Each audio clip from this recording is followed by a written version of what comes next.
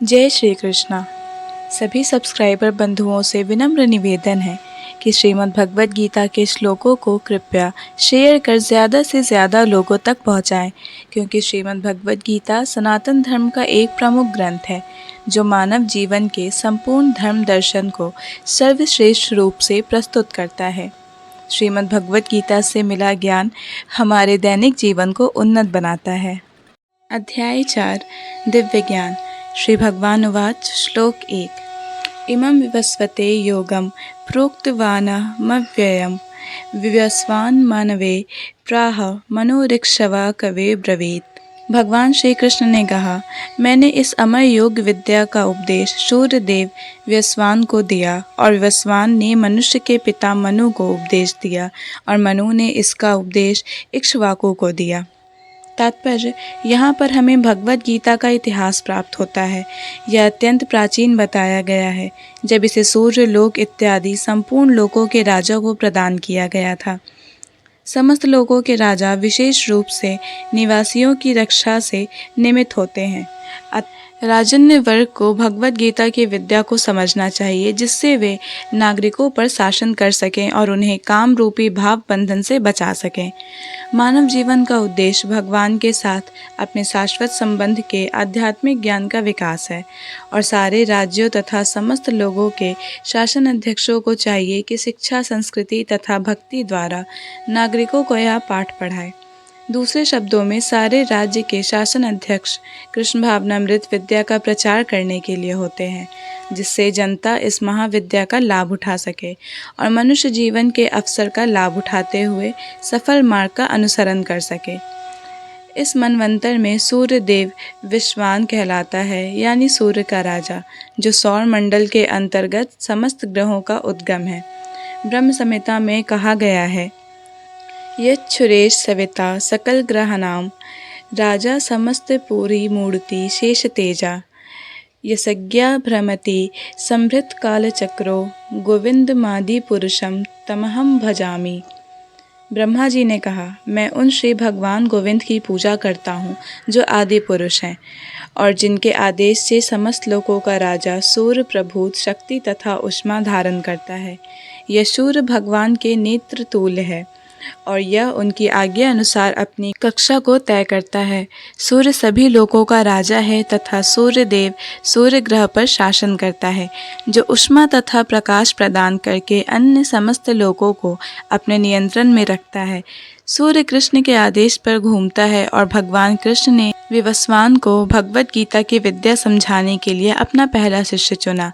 अतः गीता किसी मामूली सांसारिक विद्यार्थी के लिए कोई काल्पनिक भाष्य नहीं, अपितु ज्ञान का मानक ग्रंथ है जो अनंत काल से चला आ रहा है। महाभारत में हमें गीता का इतिहास इस रूप में प्राप्त होता है। त्रेता युगादौ च ततो विवस्वान मनवे ददौ मनुष्य लोक भृत्यर्थम सुताय अक्ष्वाके ददौ इक्ष्वाकुना च कथिते व्याप्य लोकान विस्थिता। त्रेता युग के आदि में विवस्वान ने परमेश्वर संबंधी इस विज्ञान का उपदेश मनु को दिया और मनुष्यों के जनक मनु ने इस अपने पुत्र इक्ष्वाकु को दिया। इक्ष्वाकु इस पृथ्वी के शासक थे और उस रघुकुल के पूर्वज थे जिसमें भगवान श्री राम ने अवतार लिया। इससे प्रमाणित होता है कि मानव समाज में महाराज इक्ष्वाकु के काल से ही भगवद गीता विद्यमान थी। इस समय कलयुग के केवल 5000 वर्ष व्यतीत हुए हैं, जबकि इसकी पूर्ण आयु 4,32,000 वर्ष है। इसके पूर्व द्वापर युग था और इससे भी पूर्व त्रेता। इस प्रकार लगभग 20,05,000 वर्ष पूर्व मनु ने अपने शिष्य तथा पुत्र इक्ष्वाकु से, जो इस पृथ्वी के राजा थे, श्रीमद् भगवद गीता कही। वर्तमान मनु की आयु लगभग 30 करोड़ 53 लाख वर्ष अनुमानित की जाती है, जिसमें से 12 करोड़ 4 लाख वर्ष बीत चुके हैं। यह मानते हुए कि मनु के जन्म के पूर्व भगवान ने अपने शिष्य सूर्यदेव विवस्वान को गीता सुनाई, मोटा अनुमान यह है कि गीता कम से कम 12 करोड़ 4 लाख वर्ष पहले कही गई है और मानव समाज में यह 20 लाख वर्षों से विद्यमान रही। इसे भगवान ने लगभग 5000 वर्ष पूर्व अर्जुन से पुनः कहा। गीता के अनुसार ही तथा इसके वक्ता भगवान कृष्ण के कथन के अनुसार यह गीता के इतिहास का मोटा अनुमान है। सूर्यदेव विवस्वान को इसलिए गीता सुनाई गई क्योंकि वह क्षत्रिय था और उन समस्त क्षत्रियों का जनक है जो सूर्यवंशी हैं। चूँकि भगवद गीता वेदों के ही समान है क्योंकि इसे श्री भगवान ने कहा था, अतः यह ज्ञान अपौरुषेय है। चूँकि वैदिक आदेशों को यथारूप में बिना किसी मानवीय विवेचना के स्वीकार किया जाता है, फलतः गीता को भी किसी सांसारिक विवेचना के बिना स्वीकार किया जाना चाहिए।